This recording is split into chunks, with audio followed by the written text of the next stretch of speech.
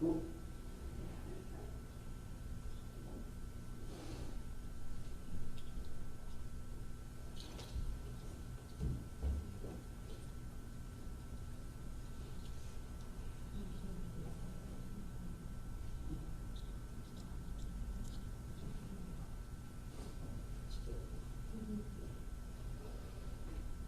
are going to begin by, and I'm speaking loudly so we can all be part of this. We're going to begin by tearing the ribbon which you're wearing as a sign of mourning, and it's the oldest symbol of mourning in Judaism. It goes back to the Torah, and it reminds us how our heart is torn. And if you would repeat the blessing after me, Baruch Atah Adonai Dayan Ha'emet. Blessed are you, eternal God, judge of truth. Howard will assist you, or you can reach over and tear it from the bottom up if you like.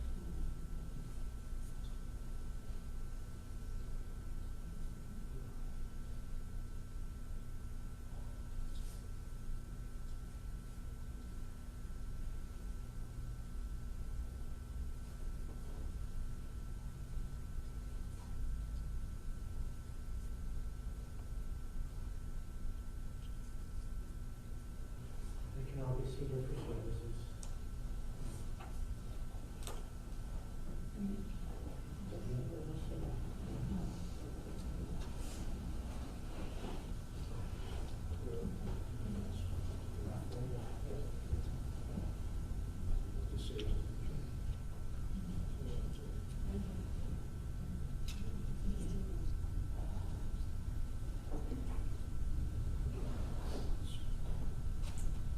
Ladies and gentlemen, as we begin our services, if we can please kindly turn off all cell phones or electronic devices, or please place them on silent. Thank you.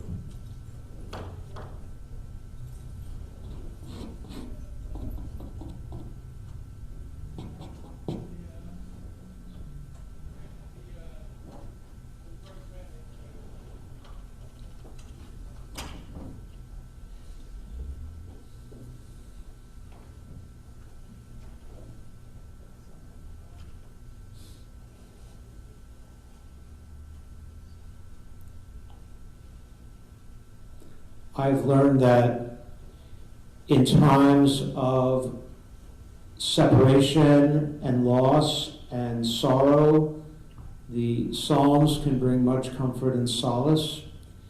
And in this spirit, I now recite from the 23rd Psalm, this great Psalm of faith. And these words remind us that even when we feel alone or lonely, we are never truly alone, for God is with us, and we know that God is with David. If you're familiar with these verses, you certainly could join me. The Lord is my shepherd, I shall not want. He maketh me to lie down in green pastures.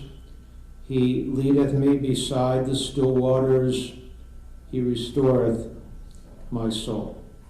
He guideth me in straight paths for his name's sake.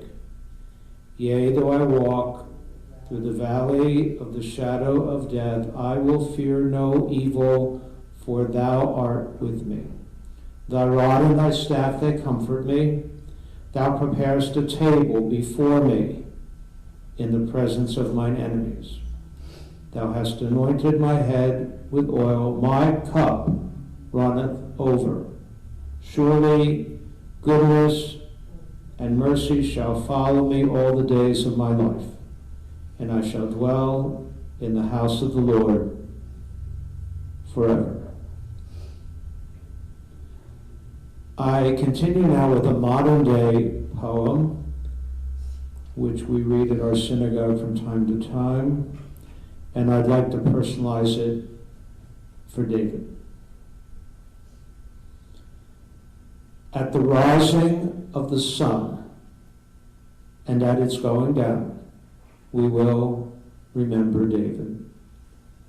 At the blowing of the wind and in the chill of winter, we will remember him.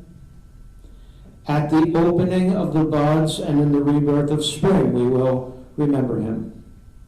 At the blueness of the skies and in the warmth of summer, we will remember David. At the rustling of the leaves and in the beauty of autumn, we will remember him. At the beginning of the year and when it ends, we will remember him.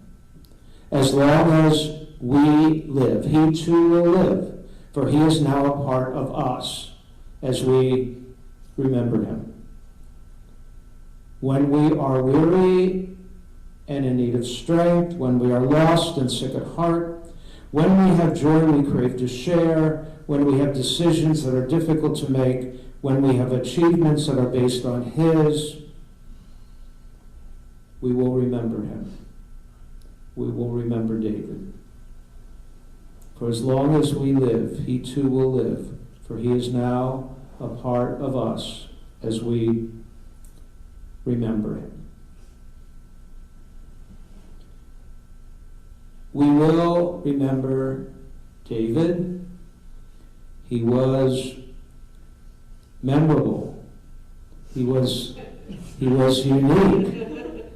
He was one of a kind, larger than life, with a huge heart.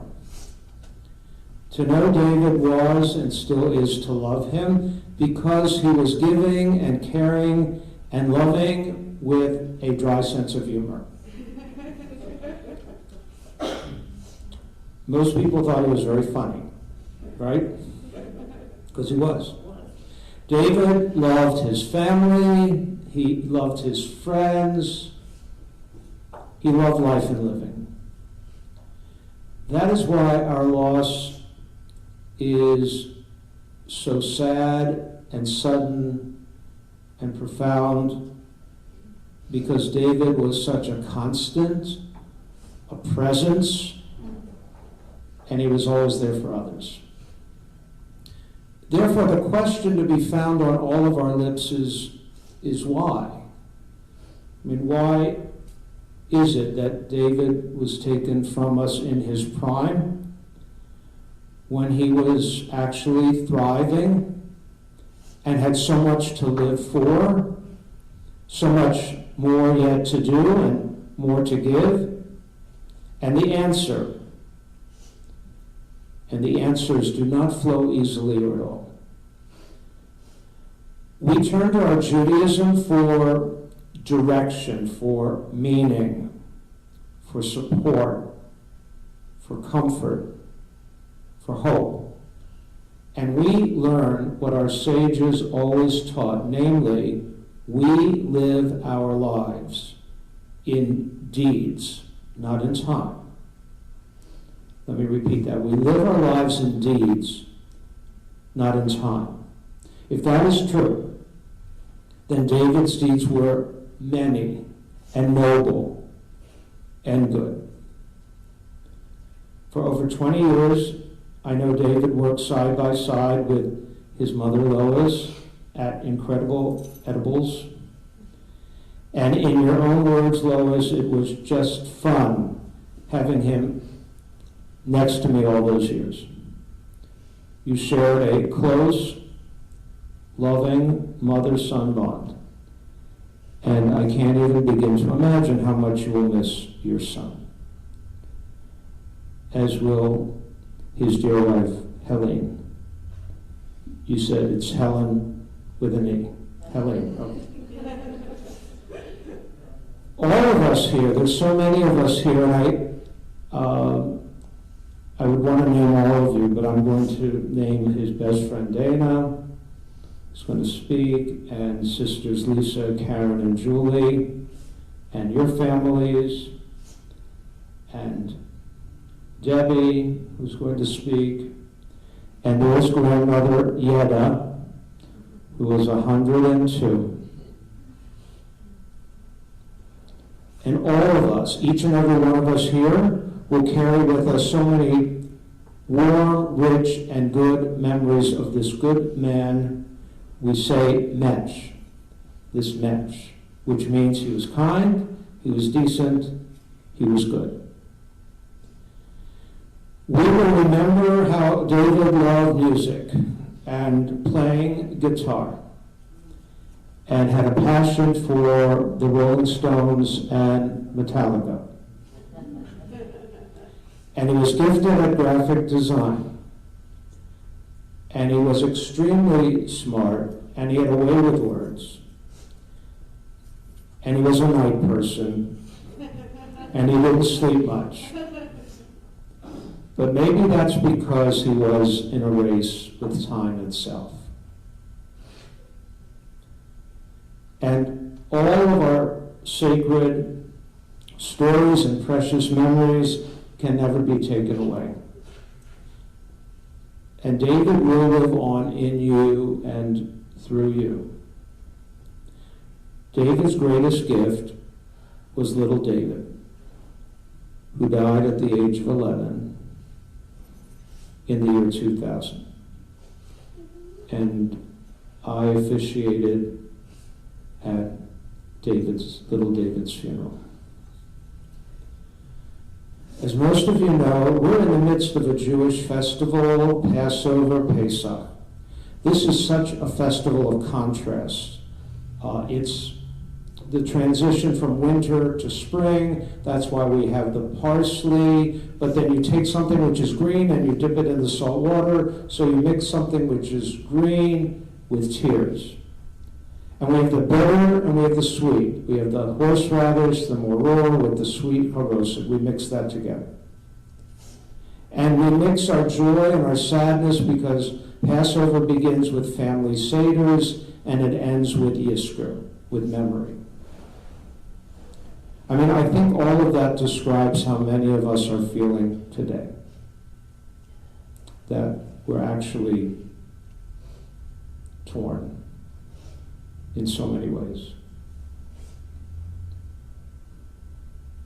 But as sad as we may be, we should never forget all of the good times.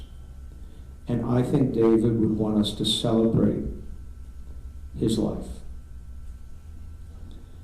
It could be said that David lived and then he died. I mean, he lived life in his own way, on his own terms, with a full heart, and then he died. And I actually think that's a wonderful thing to say about any person. May David's memory make life all the more precious to us. May his memory inspire us to labor for a world in which every life shall find its fulfillment. For as long as we live, he too will live. For he is now a part of us as we remember him. And to keep those memories going, I'm going to call first on Dana.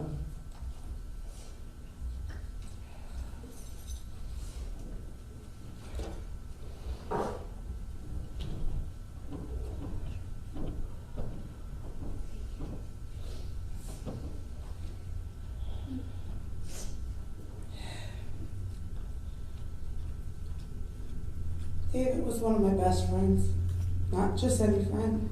He became family. David is one of the most loving people I ever met. He was the kind of person who would spend over an hour in the greeting card aisle because when he gave you a card, it had to be perfect. He always included a heartfelt, handwritten message on the inside. Sometimes as an added bonus, he'd even put little doodles on the envelope. He really did love with his whole heart. Not even a plate of food was simple with him. He'd even make that a whole presentation just for you. He'd do anything to make his loved ones smile. Once he went to Wawa one night and asked me if I needed anything. I mean, I definitely didn't need the brownie, but I wanted it. 2 hours later, he came back and I asked him what happened, and he responds with, That Wawa didn't have them, so I kept driving to Wawa's until I found that brownie, because I couldn't come back without it. We had so much fun together. Even a simple grocery run with Dave was anything but ordinary, considering his unique sense of humor. We both laughed together, often in the stores on those electric shopping scooters. I think mainly because he had them confused for bumper cars, honestly. He taught me so many things too. For example, ice cream tastes best after 2 a.m.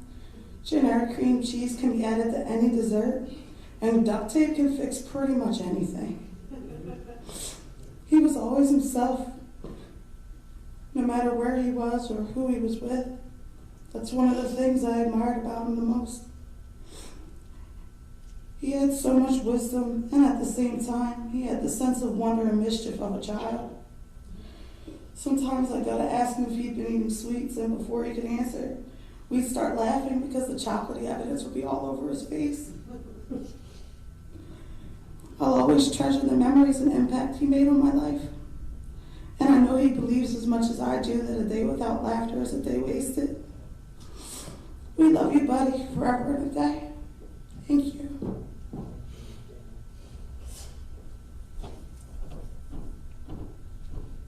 And I am going to call on Debbie.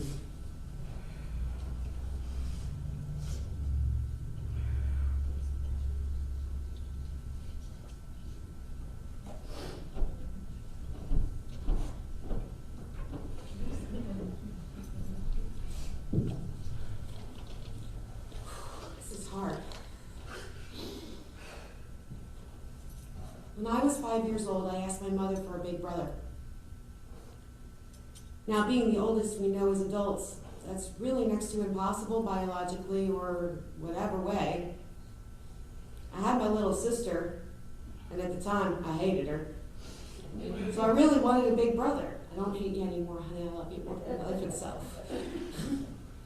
However, my wish came true when I was around 16 years old. David came into our lives and lived with my family for many years. I got my big brother, complete with me irritating him at times, him protecting me most of the time, yelling at those boyfriends, "Get away from my sister."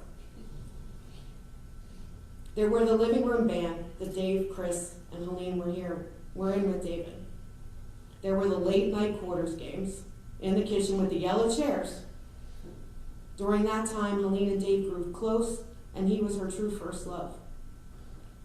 Time passes, and after 6 or 7 years, I went to college, graduated from college, and he and Helene parted ways shortly after I graduated. He faded into the distance, however, never forgotten. Over many years, I searched for him. My mom even hired a private detective at one point in time, and we couldn't find him anywhere. When the internet came into the world, I would search more and more, almost every month. Then in 2009, I posted a random post on a Facebook group from back in the day, and someone commented that I didn't know that they knew him. I messaged her right away and gave her my phone number and told her to call me so that she would know that this wasn't a scam. And then she told me where he was, Incredible Edibles in Cherry Hill. Shaking, the next day I drove there. I walked in, he had no idea I was coming. And he came out, dropped everything in his hands, collapsed in my arms, and I in his, and we held each other and cried. Time had stopped. I had my brother again. During that time, I was going through a lot of personal things and not in a very good place at all. And Dave, my brother, was always there to help me and to help my daughter. Then soon, to help my sister. When Helene came back to New Jersey, they reconnected, and it was undeniable at that time that this would be permanent. When Dave and Helene married, I said I always had my brother, and then he really became my brother, legally. Dave was funny, crotchety, amazingly talented, opinionated at times, but I never would doubt how much he loved my family, myself, my daughter, and most importantly, my sister.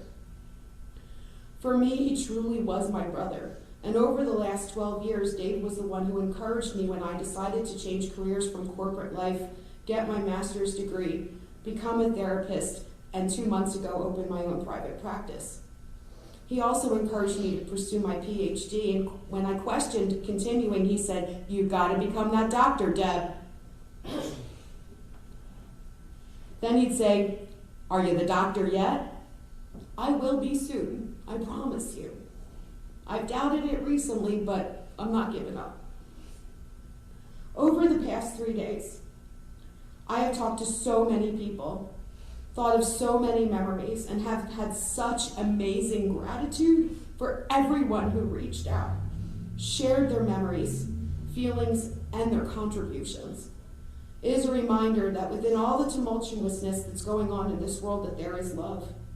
Dave was taken away from us way too soon. And I love you, Dave, and I thank you for being that big brother I asked for when I was 5.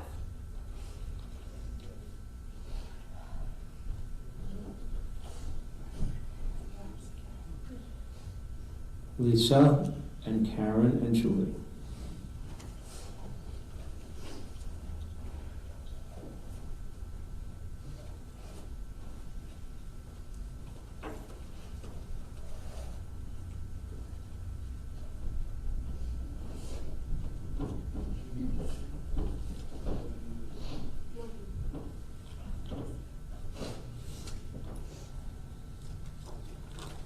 Can I get through this?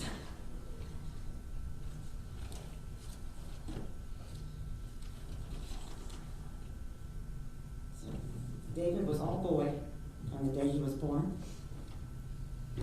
He was a very spirited child, smart and curious. He got himself into mischief on more than one occasion.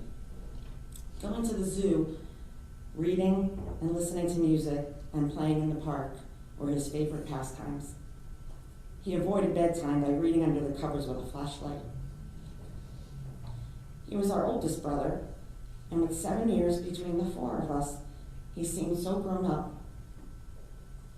We would watch him with his friends, hanging out, playing pool, but mostly playing music.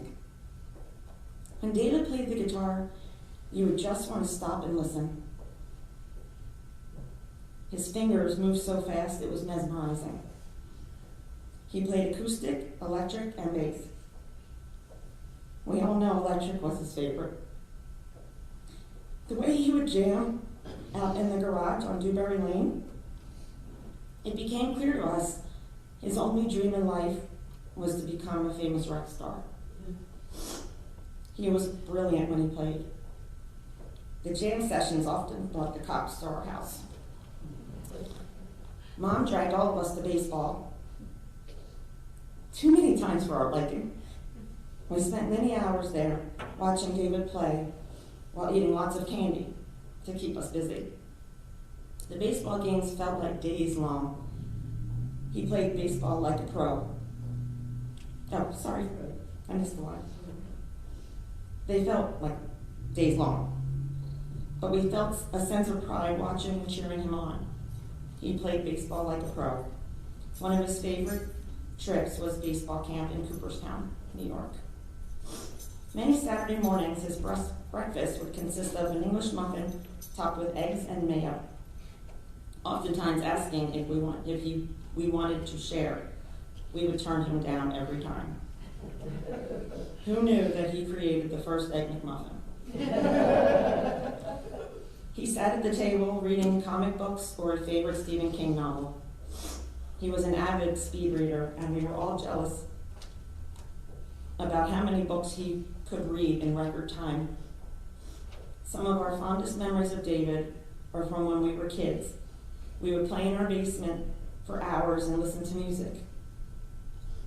Meatloaf's Paradise by the Dashboard Light was a very popular song back in the late 70s. And when it came on, David would say, "You sing the girl parts and I'll sing the boy parts." A not so fond memory is that no matter where we hid our Halloween candy, David sniffed it out and stole it from us. Perhaps because he was a Halloween baby. As we got older, and the age difference no longer seemed to matter, we realized a lot more about our brother. He was loyal. He worked hard, and he loved his family. He was very simple, asked for nothing, and would do anything for anyone. Before joining Mom's business, David was the best and most requested waiter in South Jersey. He had quite the following. After he turned his apron in, Mom and David worked side by side in her business for many years. There wasn't a work day that went by that he didn't make everyone laugh. He was funny, lighthearted, and had the best sense of humor. On the roller coaster of life, there were a lot of ups and downs, but David loved unconditionally, and the greatest gift he gave our family was little babe. The one thing that we return to in our memory the most is his guitar. It was his lifeline. It was always his happy place. And music was bigger to him than sound. It was his safe haven and his most precious friend. They are playing Stairway to Heaven on repeat now. That the heavens have you, David. Rock it out, big bro. We love you.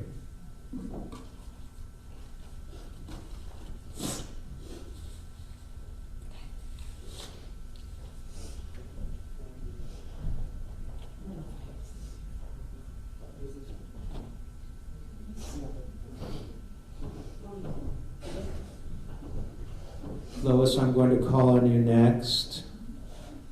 All right. Take your time.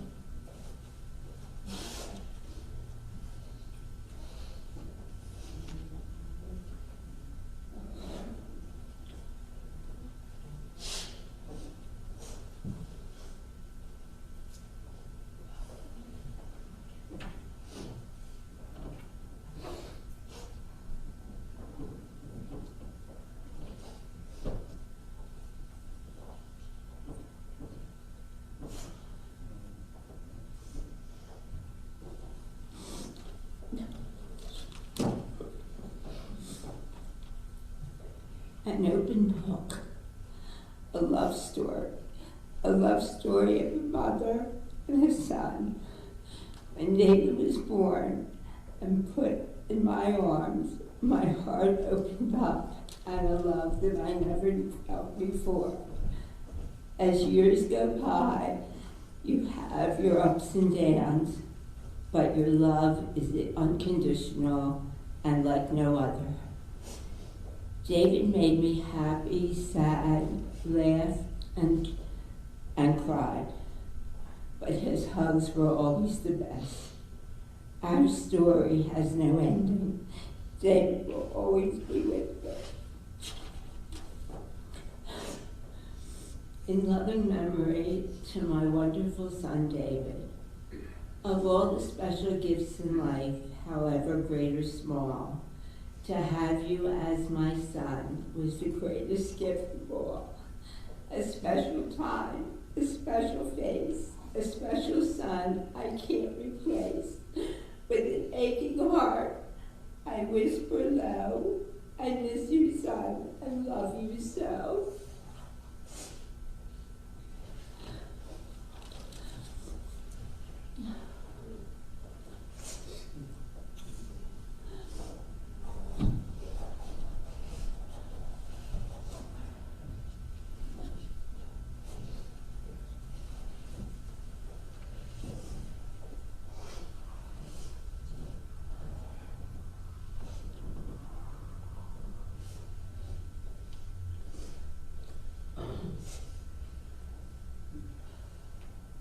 Those were all such beautiful tributes. Thank you. As we begin to close our service with traditional prayers, I'd like to read this poem.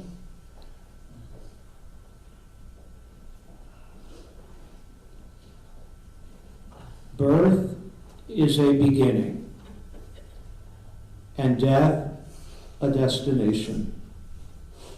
But life is a journey, a growing from stage to stage, from childhood to maturity and youth to age, from innocence to awareness and ignorance to knowing, from foolishness to discretion and then perhaps to wisdom, from weakness to strength or strength to weakness and often back again, from health to sickness and back we pray to health again, from offense to forgiveness, from loneliness to love, from joy to gratitude, from pain to compassion and grief to understanding, from fear to faith, from defeat to defeat to defeat, until looking backward or ahead, we see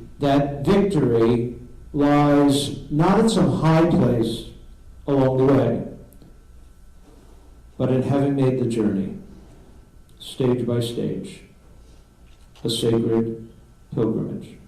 Birth is a beginning, and death a destination. But life is a journey, a sacred pilgrimage, made stage by stage, from birth to death to life everlasting. Let us all rise now for two traditional prayers. The first is the El Mole Rachamim prayer, which includes David's Hebrew name, which is David, and David means beloved.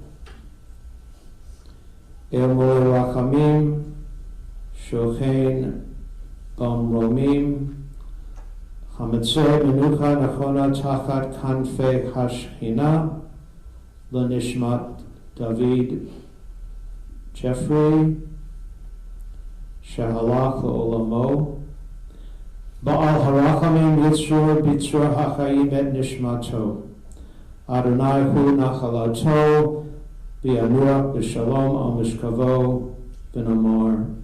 Amen. O God, full of compassion, thou who dwellest on high, grant perfect rest unto the soul of our beloved David Jeffrey, who has departed from this world.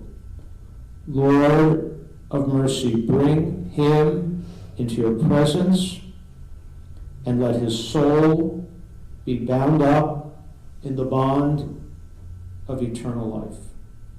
Be thou his possession, and may he rest in peace. And may they rest in peace together. Amen. And then we conclude with the Kaddish Prayer, which is a praise of God as we thank God for the life we have known and for the years we did share. Yitgadal, Yitgadash, Shemei Rabbah. Bioma divrach irutei v'yamlik malchutei. V'chayikon uv'yamekon uv'chayei dechol beit Yisrael ba'gala v'zman kariv v'imru. Amen. Yehei Shemei Rabbah mevorach le'olam u'lomei omaya. Yitbarach v'yishtabach v'yipa'ar v'yitramam v'yitnaseh. V'yitadar v'yitaleh v'yitalal Shemei Dekucha Baricho. Le'ela min kol burchata v'shirata tushbachata v'nechamata da'amiran v'yama v'yinu. Amen. Yehei Shalom Rabba min Shemaya v'chayim aleinu v'al kol Yisrael v'yimru. Amen. Osa Shalom bin Ramav hu yaseh Shalom aleinu v'al kol Yisrael v'yimru. Amen. May the source of peace send peace to all who mourn and comfort all the bereaved among us. And we say, Amen. And you may be seated.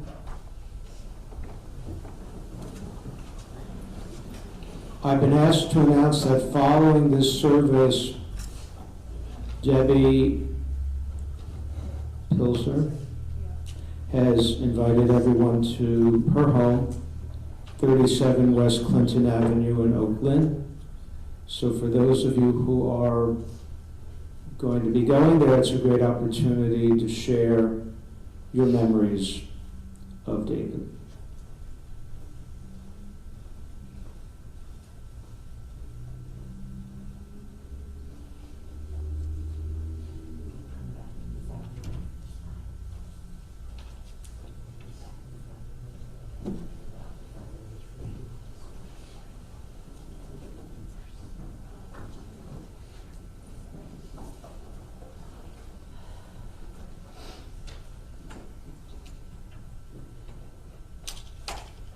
Folks in this room who are ready to begin to return to our card, please.